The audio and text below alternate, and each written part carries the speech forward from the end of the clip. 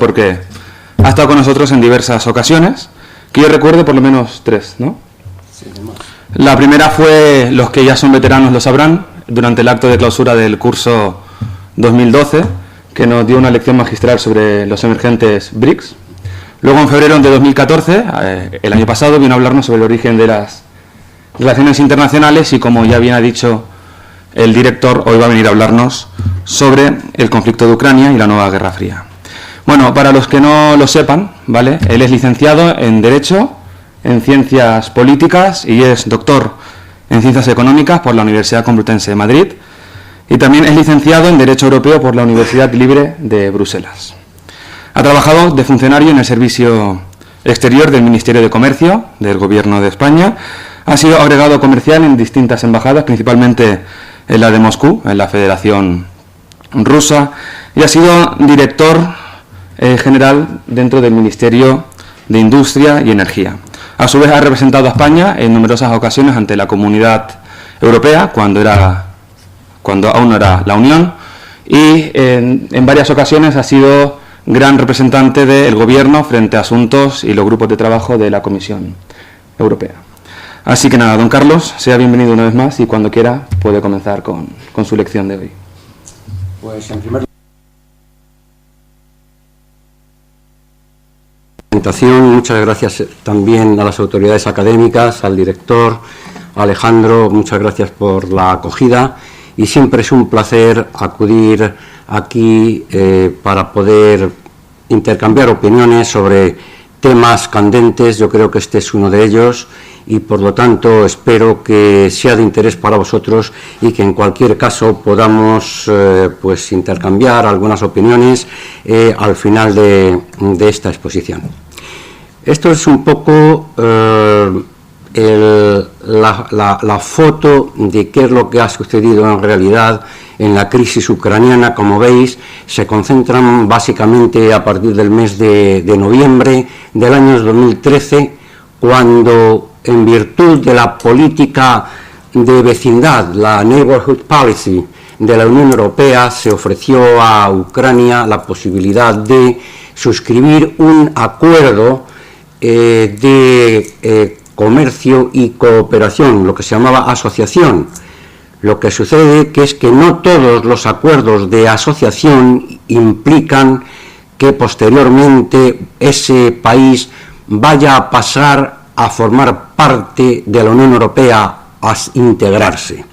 Y este era uno de los casos en los que no se iba a forjar esa integración y por lo tanto había una falta de información que yo consideraba que era fundamental. Pero como veis, cuando llegó el momento de suscribirlo, aparecieron dos corrientes, una que era pro-Unión Europea, otra que era pro-rusa.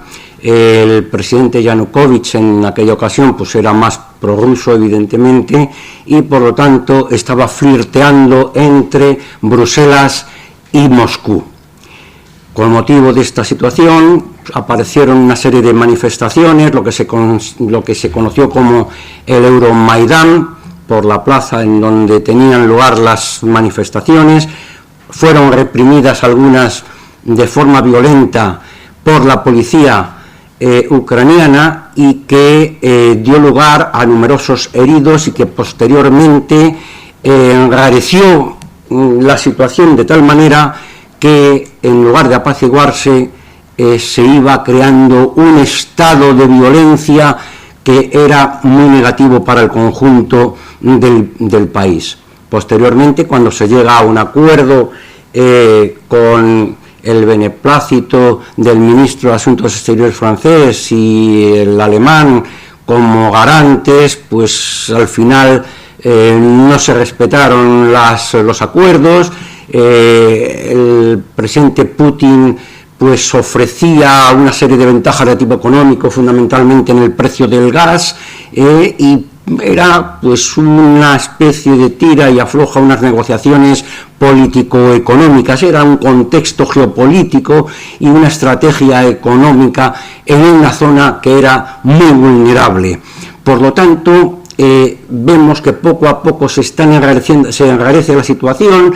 El gobierno de Kiev acepta algunas exigencias de los manifestantes, el propio Parlamento pues adopta unas medidas y luego las revoca, y en este tire y afloja político pues la primera víctima era Popov, el alcalde de Kiev, y posteriormente el señor Azarov, que era el primer ministro, también fue destituido. Por lo tanto, en este contexto en el que entramos ya en el año 2014, en una situación de una violencia extrema en el que aumentaban las manifestaciones, la violencia entre las fuerzas de policía y los manifestantes pues llegaron a causar con más de 100, aunque yo pongo ahí casi 100 muertos, la verdad es que fueron más de 100 muertos, y posteriormente pues acuerda pues restaurar la antigua Constitución, la del 2004, pues que había sido también uno de los orígenes de las controversias, y en definitiva pues se llega a otro acuerdo con las garantías de franceses, alemanes y polacos. No olvidemos que Polonia tenía intereses muy importantes, puesto que una gran parte de Ucrania había formado parte de la Gran Polonia, y a pesar de que habían intervenido los ministros de Asuntos Exteriores de Francia, señor Laurent Fabius, Steinmeier y Sikorski, pues al final eran unos acuerdos que se convertían rápidamente en papel mojado. En esta situación, pues prácticamente había un ataque furibundo por parte de manifestantes extremistas. Recordaréis en las emisoras de televisión y en los periódicos que aparecían los grupos dirigidos por los nuevos extremistas del antiguo partido de Stepan Banderas, que fue un grupo pronazi durante la Segunda Guerra Mundial, y estos enfrentamientos, que al final no se supo muy bien de dónde procedían los disparos de francotiradores, causaron numerosas víctimas. En esta situación, pues el presidente Yanukovych, que no hay que olvidar que era un presidente que había sido elegido democráticamente, pero en ningún sitio de la Constitución, ni el artículo 101 ni el 83, establecía que el presidente de la República se le podía cesar mediante cócteles Molotov. El señor Yanukovych abandonó el país y en realidad se había producido un golpe de Estado. Tomaron el Parlamento y empezaron a actuar en una dirección que provocaba grandes encuentros con otra minoría importante, que era la rusa, situada en el extremo este del país. Todo lo que hemos visto ahora, todas estas zonas, incluida la propia Crimea, y en ese momento yo creo que el señor Putin aprovecha pues para recuperar, yo no llamaría la anexión, sino la recuperación de la península de Crimea. No olvidéis que Crimea fue siempre ruso. Fue ruso, que además, como comentaba antes de entrar en la conferencia, pues hubo un almirante español que era José de Rivas, un almirante hijo del cónsul español en Nápoles, al parecer amante de la zarina Catalina, que le encargó la conquista de Crimea y posteriormente la fundación de la ciudad de Odesa. Es decir, que Odesa fue fundada por un español y era la tercera ciudad rusa. Por lo tanto, es decir, los españoles tenemos ahí algo en común en ese aspecto, pero era evidente que Crimea era de una importancia estratégica para Rusia. En Sebastopol coincidían las dos flotas del Mar Negro, la rusa y la ucraniana. Evidentemente, por razones geopolíticas, tenía un interés enorme el señor Putin para ayudar a que Crimea fuera una parte de la Federación Rusa. Posteriormente se realizan las elecciones en las que no participan la población del este y sale vencedor el señor Poroshenko. Pues el acuerdo este que dio origen precisamente a esta confrontación es este, y de forma retrospectiva pues veis ahí que toda la historia empieza en el año 2008, donde no solamente Ucrania forma parte de la Organización Mundial de Comercio, se le reconoce además con ayuda de la Unión Europea, sino que también en París la Unión Europea ofrece este acuerdo de asociación que con las siglas en inglés de DCFTA pues comportaban un marco de Free Trade Agreement, es decir, un acuerdo de libre cambio con la Unión Europea. Pero veis que esto se va demorando, hemos visto cómo no se firma, en Vilnius no se firmó el acuerdo, y solamente después de las elecciones que tuvieron como vencedor al señor Poroshenko, en el 2014, el pasado año, se firma ya este acuerdo, pero solamente lo que es el marco político, en presencia de los 27 Estados miembros de la Unión, el primer ministro, el señor Yatsenyuk, y el presidente de la Comisión, señor Barroso, y Van Rompuy como presidente del Consejo. Veis aquí cuáles son los componentes. En general eran pues principios generales, temas del diálogo político y lo que era la homologación de la legislación, puesto que si se está ofreciendo una posibilidad de que los productos ucranianos puedan ser exportados a la Unión Europea, forzosamente deberían cumplir los estándares y requisitos de la legislación comunitaria, porque si no, no podrían ser comercializados. Una vez que un producto entra en un país, luego entran en libre circulación en todos los Estados miembros. Por lo tanto, debían cumplir lo que se llama el acquis communautaire, como sabéis.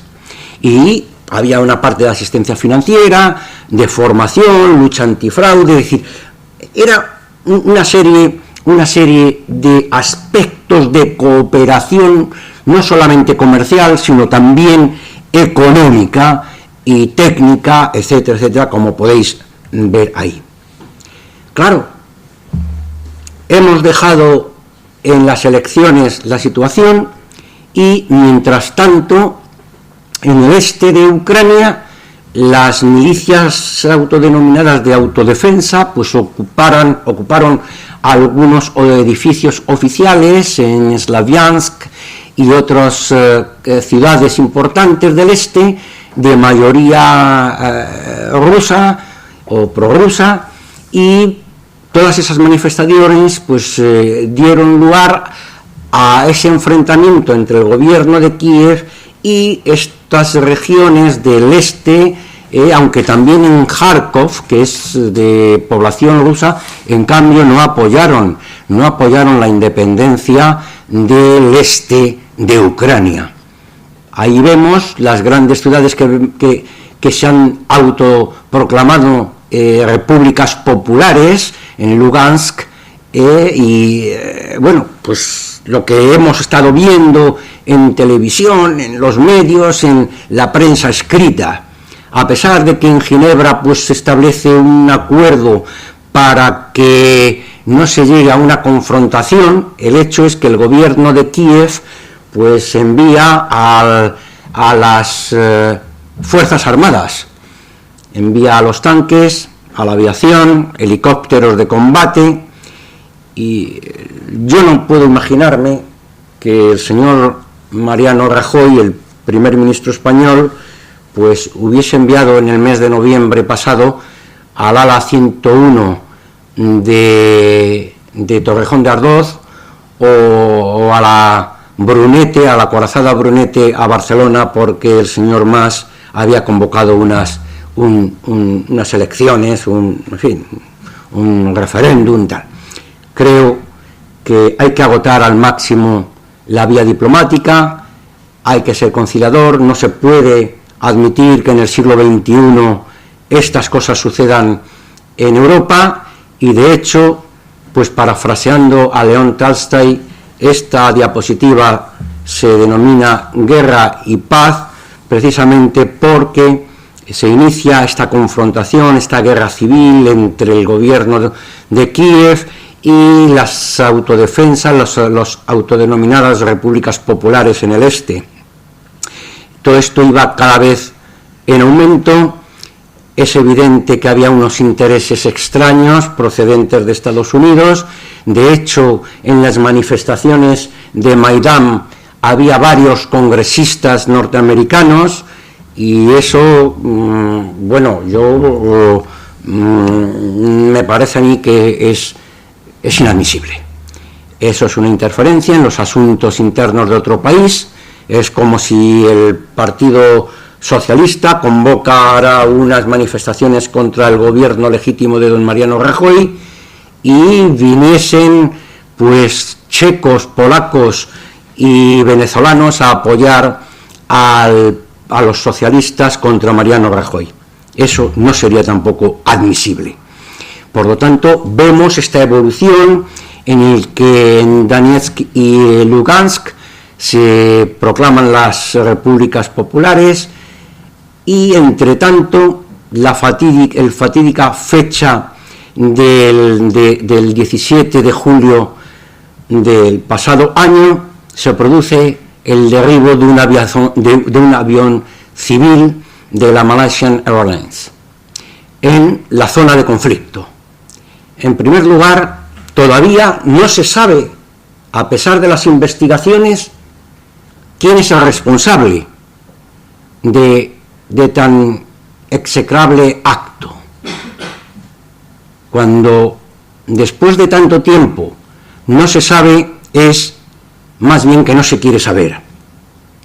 Por lo tanto, hay una etapa muy oscura aquí, en la que, con la complicidad, pues muchas veces de algunos países occidentales que tienen intereses directos, europeos, y de Estados Unidos, pues la situación ha sido dramática, con más de 5.000 muertos, que, repito, es una situación inadmisible. Tuvo lugar en el mes de septiembre la reunión del grupo de contacto, que se reunieron con motivo precisamente de la conmemoración del desembarco de Normandía. Por eso también habréis visto en la prensa que se llama el Grupo Normandía. Pues son los mismos, es decir, que es con la presencia no solamente de ucranianos, sino también con Francia, Francia, el señor de Hollande, la señora Merkel por Alemania y el señor Putin por la Federación Rusa. Desgraciadamente, como la mayoría de estos acuerdos, se convierten en papel mojado inmediatamente, no se respetan, se da comunicación para que participen las dos repúblicas, y posteriormente, hace unas semanas, en Minsk, por eso se llama el Minsk II, es cuando se llega por fin a un acuerdo que parece ser, y espero que va a ser el decisivo. Por lo tanto, en primer lugar, se establece una demarcación, una línea divisoria, la retirada del armamento pesado y las elecciones, y sobre todo el Estatuto de Autonomía. Hace unos días el señor Timoshenko en el Parlamento se aprueba la autonomía en el este, una autonomía con unas determinadas condiciones que está creando unos conflictos. Pero esta situación dio lugar a una reacción de tipo económico, es decir, la geopolítica no solamente actúa de forma independiente, sino que la geopolítica y la geoeconomía van de la mano. Siempre hay unos intereses o unas medidas de tipo comercial o económico. Es tradicional de la política comercial anglosajona la aplicación de sanciones para dirimir problemas políticos. Y eso es lo que sucedió en este caso también. Ya en el mes de marzo y abril se establecieron algunas medidas de tipo simbólico, que era básicamente y fundamentalmente pues la prohibición a altos funcionarios, sobre todo los que rodeaban a los que habían tomado las decisiones de la anexión o de la recuperación, como dicen los rusos, de Crimea, y también del entorno del Kremlin, y también en el entorno económico de algunas grandes corporaciones rusas que tenían que ver fundamentalmente con el gas, Gazprom. Básicamente, aquí veis la gasística ucraniana de la zona de Crimea, que también efectivamente pues sufrió este tipo de sanciones. En el mes de julio hay una reunión en Bruselas de ministros de Asuntos Exteriores y se establece que en el mes de agosto se van a implantar nuevas sanciones más severas y que van a afectar a unos sectores estratégicos o que consideran que son estratégicos en la Federación Rusa. Claro, aquí están los sectores. Al día siguiente, el señor Carlos Herrera me hacía una entrevista por la mañana en Herrera en la Onda sobre este tema. Y cuando me preguntó cuál era mi opinión, le dije, bueno, pues estas medidas de Estados Unidos y de la Unión Europea pues tienen efecto boomerang. Y es como pegarse también un tiro en el pie. Se puede establecer una condicionalidad, lo que se llama una serie de condiciones, sobre estados o países en los cuales se tiene una fuerza importante y se puede esperar que los efectos sean fundamentales. Pero la Federación Rusa no. Es como si se estableciesen sanciones contra Estados Unidos. Pues el señor Obama se iría a Disneyland a celebrarlo. O a China. Bueno, yo creo que la euforia esta que muchas veces existe en los medios políticos les ciega y no se dan cuenta de que, primero, no son efectivas y segundo, son contraproducentes. Y el tiempo me dio la razón, porque si efectivamente Rusia sufría una serie de sanciones que afectaban a sectores como la banca y algunos créditos pendientes del Banco Europeo de Inversiones o del Banco Europeo de Reconstrucción y Desarrollo, algunas inversiones y ayudas de intercambio de tecnología, algunos sectores de lo que se llama de doble uso, y a una pequeña aerolínea que era ridícula la sanción, había otros sectores que sí eran importantes y que eran las empresas de energía como Rosneft y otras, Gazprom, y los bancos que estaban condicionados también, pero seguían basándose básicamente en la prohibición de viajar a Occidente, congelar los fondos en bancos occidentales. Es decir, era un poco irrisorio. Las medidas de verdad que eran casi absurdas.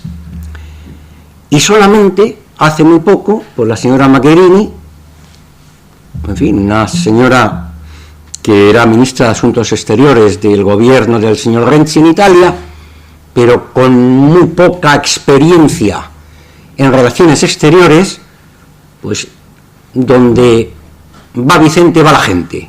Pues ella se apuntó a las sanciones y dijo que estableció que hasta septiembre, en realidad era hasta junio, hasta septiembre de este año continuarían las sanciones contra Rusia. Aquí fíjate que hay empresas de defensa. Esta empresa está en los Urales, es la mayor fábrica de tanques del mundo. Pero claro, cuando yo vivía en Rusia, el sistema de entonces de la Unión Soviética, pues era un sistema un poco, desde el punto de vista económico, muy extraño, porque no tenía en cuenta lo que era la productividad, ni el coste. Yo me acuerdo haber comprado una lavadora que la fabricaban en una fábrica de tanques o de misiles o no sé qué tal, o sea que eran polivalentes, o sea, eso da idea de lo que era ese sistema, el sistema soviético, que era un sistema tan absurdo y por eso dejó de existir, evidentemente. Entonces vemos que ya en este año nos encontramos con una situación en la cual las acciones se pretenden que lleguen hasta el mes de septiembre de este año. Claro, el señor Putin, pues, era del KGB y licenciado en Derecho y muchas cosas más, y a lo mejor, pues, claro, no es el prototipo, el paradigma del hombre de Estado demócrata, pero no es tonto. Y claro, empezó a replicar. De entrada se dio un viaje por América Latina para cubrirse las espaldas. Y entonces el propio primer ministro pues ya declaró que también iba a actuar la Federación Rusa, y se suspenden las importaciones agrícolas, que tienen un efecto básico en determinados países, entre ellos el nuestro. Afectó a los países exportadores del sur, se distorsionaron los mercados, el sistema de precios, y sobre todo afectó también al sector importantísimo que era el bancario. Las empresas de la Federación Rusa, muchas están en manos, las acciones, los accionistas, son bancos occidentales. Repito, era pegarse un tiro en el pie, las sanciones que habían impuesto, porque muchas empresas occidentales habían invertido en la Federación Rusa. De hecho, en los alrededores de San Petersburgo, pues yo creo que están la mayor concentración de fábricas de automóviles de la Federación Rusa. Pero hay bancos que están sufriendo las consecuencias. Algunos bancos muy importantes como Société Générale, Deutsche Bank, Unicredit y Raiffeisen International de Austria, que es sin duda el más importante banco occidental en Europa Oriental. Las consecuencias en algunos países, entre ellos el nuestro, no se hicieron esperar, y algunas empresas que tenían intereses importantes con grandes expectativas de negocio para nuestro país, como la compañía Repsol, que había obtenido algunos campos de explotación para gas y petróleo, pues fueron de la misma manera que Técnicas Reunidas, otro importante, y también el turismo. España recibe más turistas rusos que americanos, y de hecho hemos visto la declaración del presidente de la Asociación de Establecimientos Hoteleros, cómo manifestaba su preocupación para esta campaña del año 2015. Otros países también, la propia Francia con Total, sobre todo Holanda, porque hacía de intermediario en muchos negocios, y también Polonia y los países bálticos, y claro, los polacos eran los suministradores número uno de manzanas a la Federación Rusa. Claro, ahora que es lo que ha pasado, lo que decía ahí, se ha distorsionado el mercado. Los polacos tratan de vender sus manzanas a los húngaros, y claro, los húngaros dicen que no quieren manzanas polacas, que se las coman los polacos. Bueno, pues esto es lo que ha sucedido. Los mercados se han quebrado, se ha producido una grave distorsión y ha afectado al mercado, a los precios y sobre todo a la posición dentro del mercado ruso. Difícil es conseguir una cuota de mercado, pero más difícil es mantenerlo, porque los rusos ya han empezado a importar vinos de Chile, que son de excelente calidad, y naranjas, y productos alimentarios de América Latina, aprovechándose de ese paseo que se dio el señor Putin y que firmó algunos acuerdos en América Latina.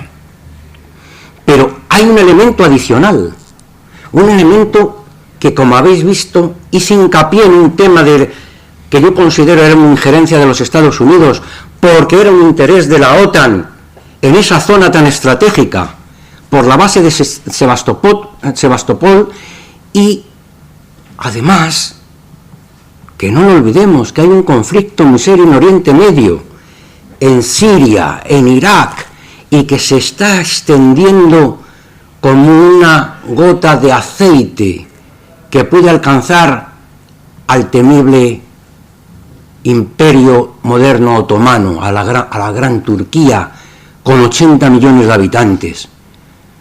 Por lo tanto, hay que ser muy meticuloso cuando se toman medidas de política exterior, y en este caso hay que partir de dos posiciones: los evidentes intereses de Putin. Hoy mismo ha habido una declaración del señor Putin en relación con un tema que no está en la diapositiva porque la entregué antes de que se produjera.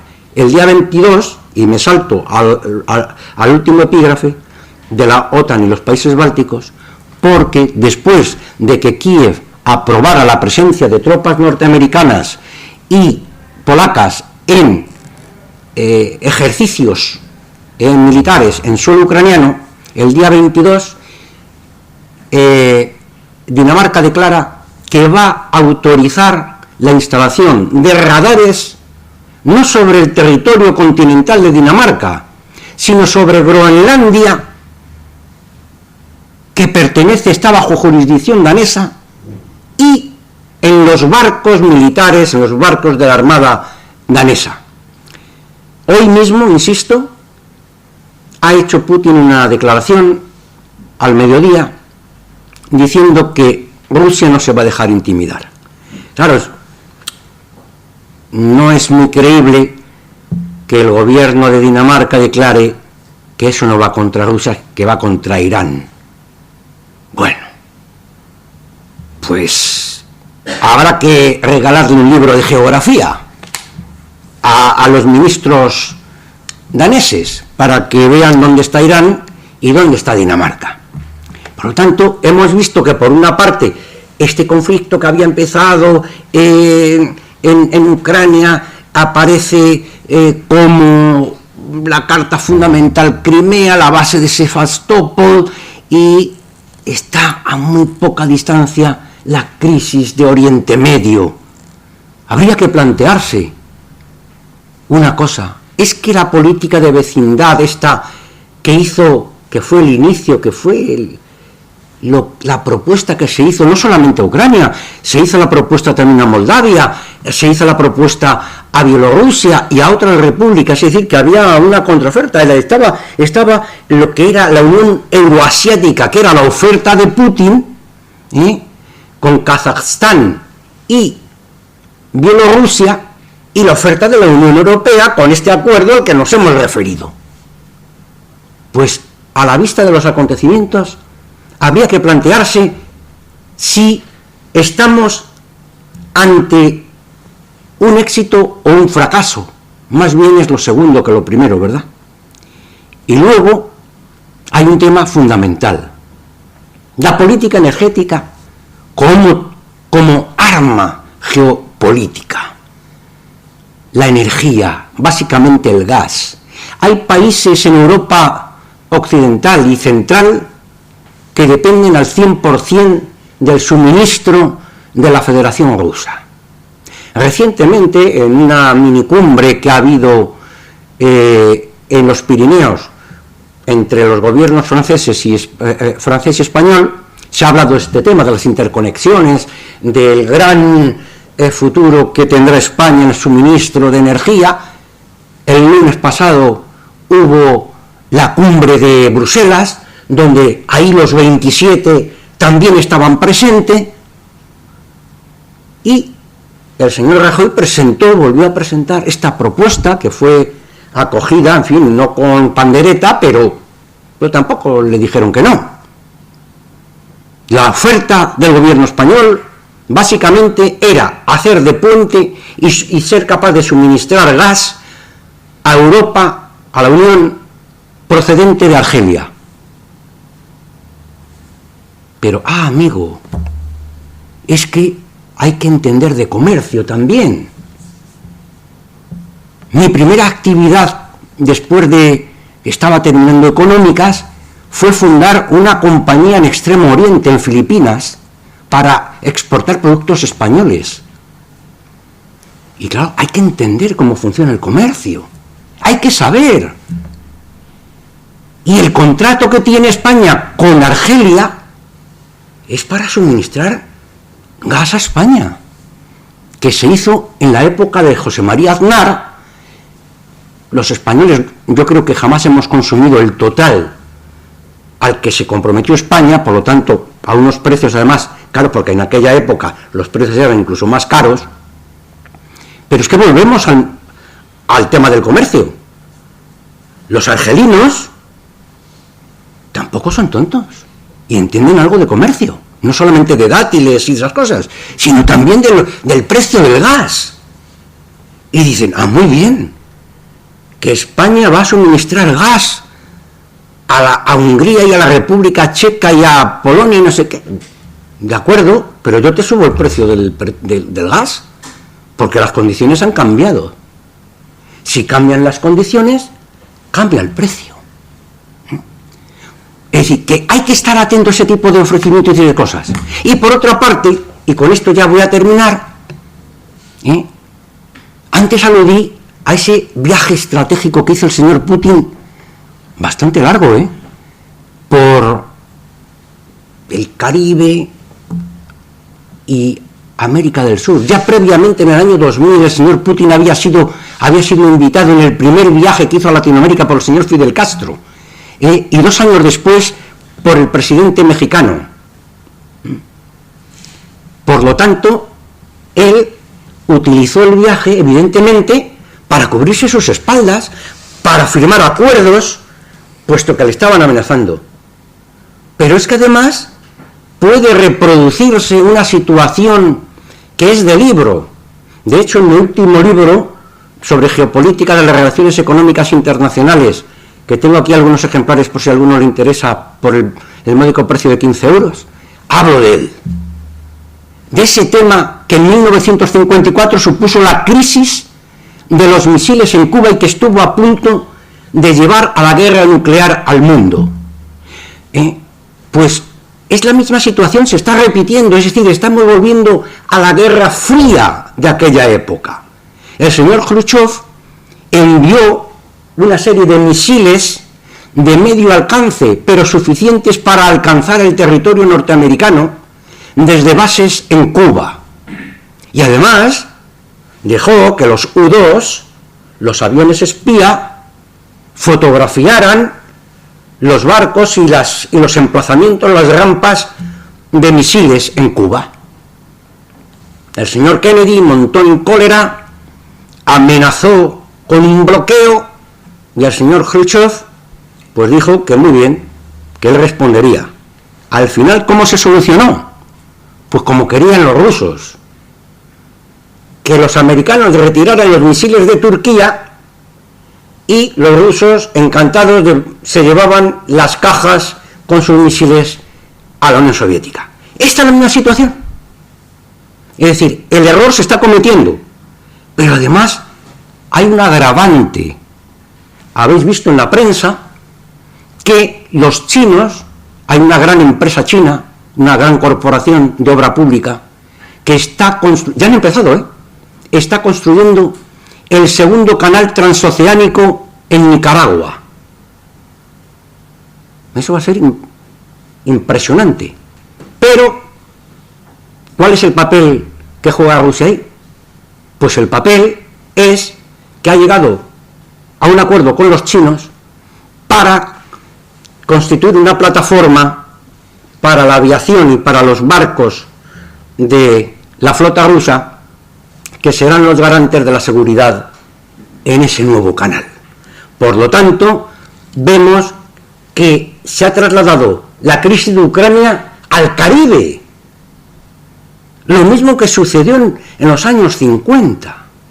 O sea, es una situación que, repito, es de libro. Y el señor Barack Obama debe seguir en Disneyland, porque no se ha enterado. Porque esto es un tema muy importante. Y mientras ahora están hablando de hacer maniobras en Ucrania, los chinos siguen taladrando allí y construyendo su canal.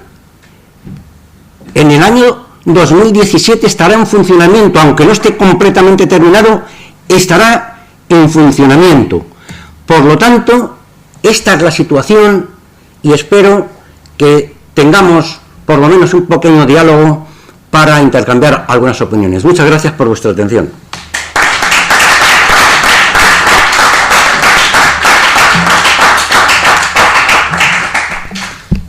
Muchas gracias, don Carlos.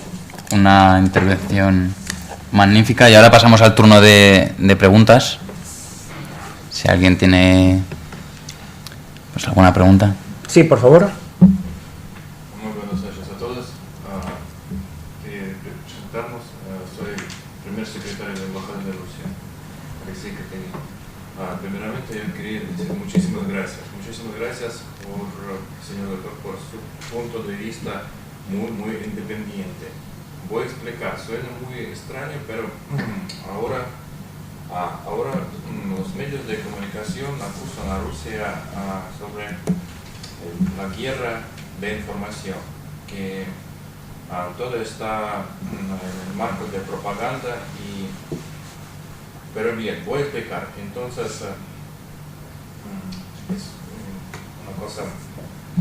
Entonces, propietario de mi casa, mi apartamento que yo alquilo, una vez me dijo: Alex, si no te conocía, yo pensaba que los rusos comen a los propios niños por desayuno. Porque ahora están desarrollando el tema del color negro, que todo que se refiere a Rusia. Y escuchar este punto de vista que hoy nosotros escuchamos juntos es un verdadero. Muchísimas gracias. Bueno, yo me voy a permitir decir algo que creo que es importante. Se está produciendo una guerra de medios, una guerra informativa donde la verdad es la primera víctima. Porque, como he dicho antes, ni el señor Putin es un demócrata, pero es que lo que está sucediendo se está falseando completamente. Se está falseando completamente porque lo he visto en algunos medios, en eso estoy de acuerdo con usted, en algunos medios he visto que no se está contando la verdad de lo que está sucediendo en Ucrania. La situación procede de un verdadero golpe de Estado. Punto. Eso, yo soy jurista. Y si yo no estoy de acuerdo con el señor Mariano Rajoy, no por eso voy a tirarle bombas a la Moncloa. Tendré que esperarme a que haya nuevas elecciones. Y en segundo lugar, insisto, yo creo que no se puede utilizar las armas contra su propio pueblo. Eso no se puede utilizar. Pero también tengo que decir algo. Yo he vivido en la Unión Soviética y claro, el sistema comunista imperante en la Unión Soviética era un sistema donde las libertades públicas no existían. Yo, es decir, a mí no me lo ha contado nadie, es decir, lo he visto. Nosotros, extranjeros, estábamos allí, teníamos que vivir en un compound para diplomáticos. Yo debo reconocer que a mí jamás me han molestado las autoridades. También hay que reconocer que hay cosas que otros países pues tenían sus espías. ¿Por qué no? Yo cuento en el libro también estas historias y demás, hasta una anécdota, y no quiero salirme del tema fundamental, que es el tema de Ucrania, pero quiero contar esta anécdota. En el año 85, cuando acababa de Los últimos 3 secretarios generales, como sabéis, eran Chernenka, Andropov y Gorbachev. Pero en el Palacio de Columnas, que es donde exponen al último secretario general, mientras se elige entre la terna cuál va a ser el sucesor, pues se estaba discutiendo quién iba a ser el sucesor. Y yo acudí a una reunión en la embajada americana, en esas embajadas donde está una habitación suspendida para evitar que el KGB introduzca micrófonos y todo ese tipo de cosas, ¿verdad? Y me acuerdo que el funcionario norteamericano, después de darnos la bienvenida, pues nos intercambiamos información y me dice, según nuestras noticias, pues hay un tal Sergei Gorbachev que no tiene ninguna posibilidad. Y 2 semanas después era el secretario general.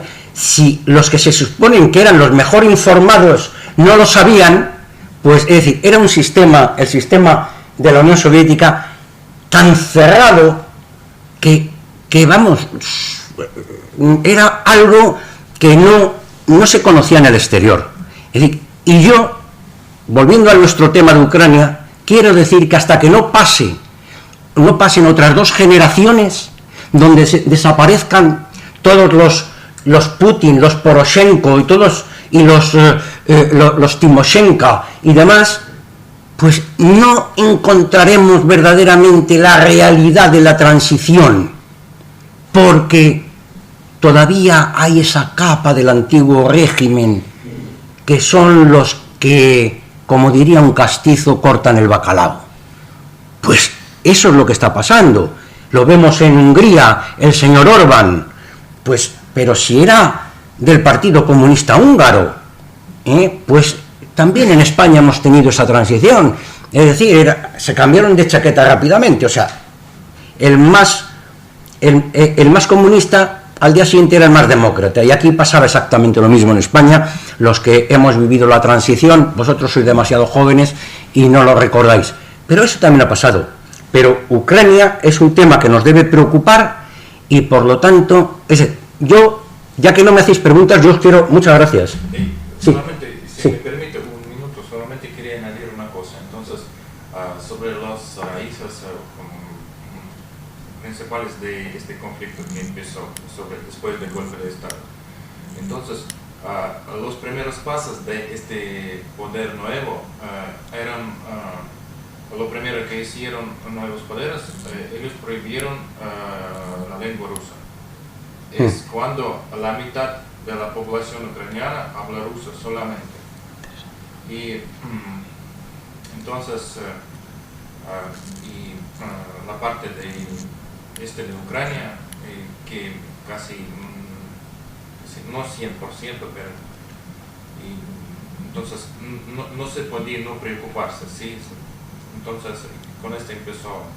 Y también estos poderes, cuando llegaron, su primera tesis era: vamos a matar a los, como Moscali, es algo especie de ruso, ¿sí? A los judíos y a los polacos. Es también una cosa interesante. Después, puede ser que desde un rato, después de consultas con los consejeros norteamericanos, ellos sacaron esto de que van a matar a los polacos. Pero es así. No, lo sé, yo estaba en Ucrania. También los últimos noticias también tampoco buenos, porque entonces, por ejemplo, en los últimos días, cuando está hablando de permiso de tropas norteamericanas y también de la OTAN, como respuesta, puede ser que nuestro Parlamento, la Duma estatal, también hay pensamientos que sí van a entrar las tropas y van a matar a esos, como aquí se dicen, rebeldes prorrusos. La Duma también puede repetir este permiso a presidente de llevar las tropas pero no, ojalá que no. Para nosotros, porque somos una familia y casi cada familia tiene algún o conocido o amigo o cercano que vive en Ucrania, y para nosotros Como siempre, los juegos políticos, pero mueren los niños, es una cosa terrible. Es un gran problema para todos, a pesar de estos problemas económicos y políticos. Bien, bueno, muchísimas gracias. ¿Alguna pregunta concreta? Porque si no voy a hacer yo preguntas. Sí, por favor. Bueno, a mí me gustaría en primer lugar agradecerle la charla que nos ha dado, me pareció muy interesante y quería preguntarle, he visto que las repúblicas estas de Donetsk y de Lugansk se denominan repúblicas populares. Entonces quería saber si queda un resquicio de ideología comunista, es decir, no sé, mantener un poco ese ideal de la Unión Soviética, o quizá lo que pasa también en Transnistria, en esa región de Moldavia comunista, pues ver si se quiere crear una nueva Transnistria, una nueva Unión Soviética, o simplemente es una denominación. Bueno, como he dicho hace unos minutos, sí, todavía el pozo ese del antiguo régimen, pues todavía queda, no solamente en algunas estatuas y demás, pero es que efectivamente todavía queda, y hasta que no pasen 2 generaciones, pues no cambiará. Lo que está claro es que, bueno, es una denominación que durante mucho tiempo se utilizaba, pues, pues la República Popular de Polonia, es decir, que era una sintomatología de determinados tics en aquella, de la misma manera que el poner la República Democrática Alemana, pues yo no había visto ningún país más antidemócrata que la República Democrática Alemana cuando acudí allí invitado por el Parlamento de Berlín, porque casi me dejan allí metido porque se me había perdido el pase, o sea que por esa razón, efectivamente, pero lo que está claro es que se está produciendo un cambio, se está produciendo una transición, y como ha apuntado el secretario de la embajada, pues efectivamente hay unas minorías en las que no se puede legislar contra los derechos de esas minorías, porque está sucediendo también en los países bálticos, y la Unión Europea, a través de los criterios de Copenhague, cuando crean los criterios para la integración, uno era el respeto a los derechos de las minorías, es decir, derechos humanos, respeto de los principios de los derechos humanos y respeto a los derechos de las minorías. Pues en los países bálticos hay también minorías rusas que no se están respetando, que incluso se han convertido en apátridas. Y también sucede en el tema de Hungría. Si habéis estado en Hungría, o cuando vayáis, veréis que los húngaros os van a hablar inmediatamente de la Gran Hungría, porque hay grandes minorías húngaras en Rumanía, en Eslovaquia, en la propia Ucrania hay también minorías húngaras. Y el señor Orbán, el presidente de Ucrania, de Hungría, está facilitando pasaportes a los nacionales de origen húngaro en estos países. Aunque suene a provocación, pues claro, es una situación que puede crear un conflicto, pero ha logrado algo importante, y es que la minoría húngara en Rumanía ahora tiene una universidad en húngaro, y antes no lo tenía. Incluso hay una minoría alemana en Rumanía. Antes pues no lo tenían, es decir, allí todo el mundo tenía que hablar rumano, la enseñanza era en rumano, todo el mundo tenía que... Pero como era una minoría importante, porque después de la Primera Guerra Mundial, el país que más sufrió pues fue Hungría. De Hungría prácticamente se dispersó como entre 5 y 7 millones de húngaros entre Eslovaquia, Ucrania y Rumanía. Como todos eran del bloque soviético, del bloque comunista, pues no despertó problemas en aquella época, pero puede causarlos. De la misma manera que los checos desplazaron a los alemanes que residían en los Sudetes inmediatamente después de terminar la Segunda Guerra Mundial. Ahora están reclamando ahora que todos son demócratas y con economía de mercado, ahora esos alemanes están reclamando las propiedades que tenían en la República Checa cuando Hitler invadió Checoslovaquia. Ya es un conflicto, como veis. Por lo tanto, hay que ser muy cautos, hay que ser muy prudentes, y las medidas, las actuaciones de política exterior, hay que medir las consecuencias.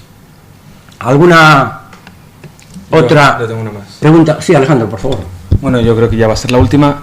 En primer lugar, me gustaría pedirle al secretario de la Embajada de Rusia que cuando terminara la conferencia se quedará un rato con nosotros para terminar de conversar unos temas que me gustaría que lo tratáramos todos juntos. Luego, a usted preguntarle, don Carlos, bien, Ucrania, responda, ¿guerra civil, estado tapón o estado fallido?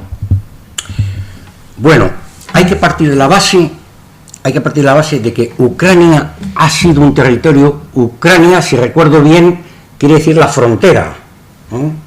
Es como si fuera Extremadura, es como nuestra Extremadura.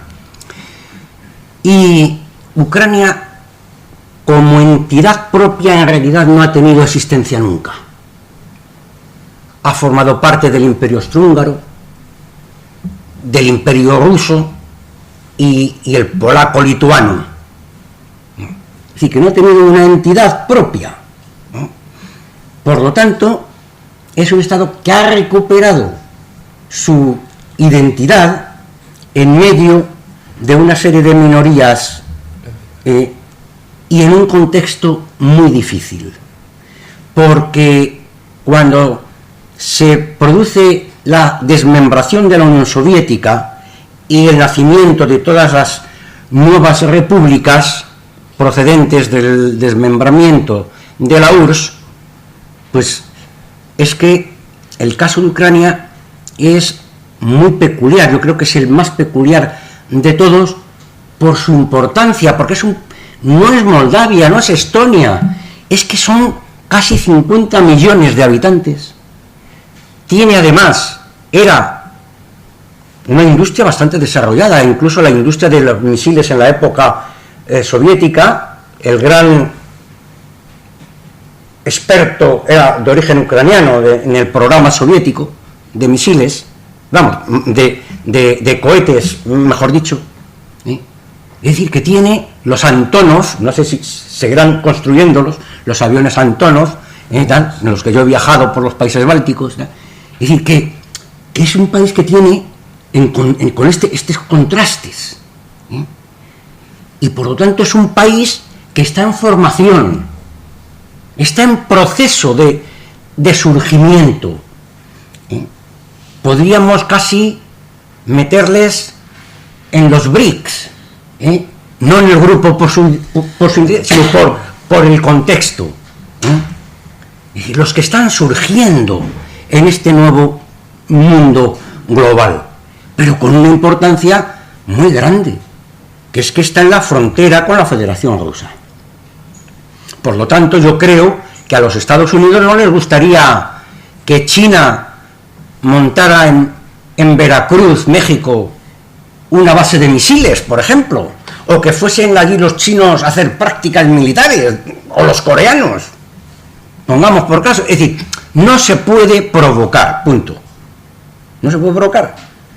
Yo creo que la Guerra Fría forma parte del pasado, y por lo que yo veo, según mi leal saber y entender, y por lo que leo, porque yo no he estado en el norte de África recientemente, ni en Medio Oriente, aunque yo he vivido y he trabajado en Irak, en la época de Saddam Hussein, que era un dictador, claro que sí, y había 80 más en el mundo, pero era un país respetuoso, con una minoría cristiana, gente muy culta, donde las mujeres iban a la universidad vestidas a la occidental. Eso lo he visto yo, porque yo vivía al lado de la universidad.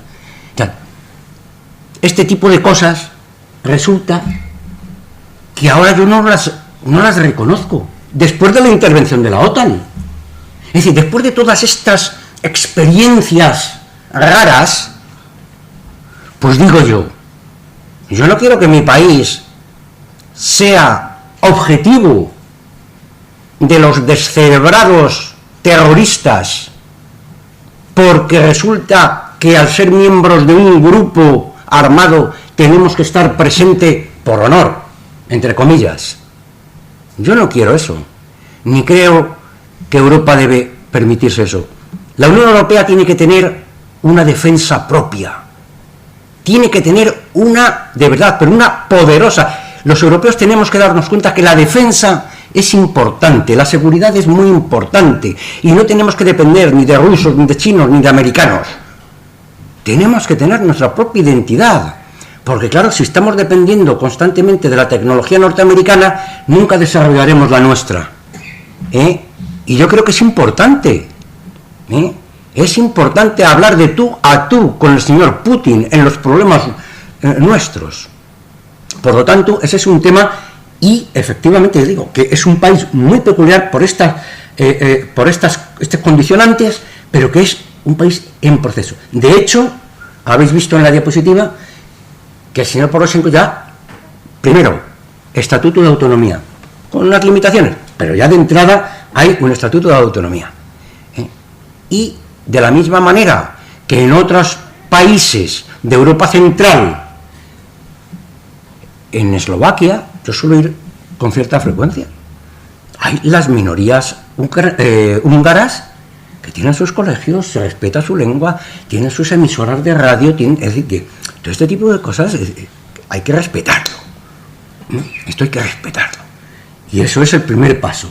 Y no hay que ser extremista, intransigente, y sobre todo no se puede tolerar que la vida humana sea la moneda de cambio para dirimir diferencias políticas.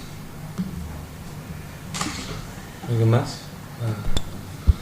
Bueno, don Carlos, sinceramente creo que esta noche ha sido especialmente constructiva, la verdad que ha estado bastante interesante. Gracias a usted y también a todos los que se han atrevido a participar. Creo que todas las intervenciones siempre son buenas, así que nada, confiamos en tenerle una próxima vez con nosotros para seguir avanzando en este proceso que de momento parece no tener una solución del todo sencilla. Así que le pido un aplauso, por favor, para el conferenciante.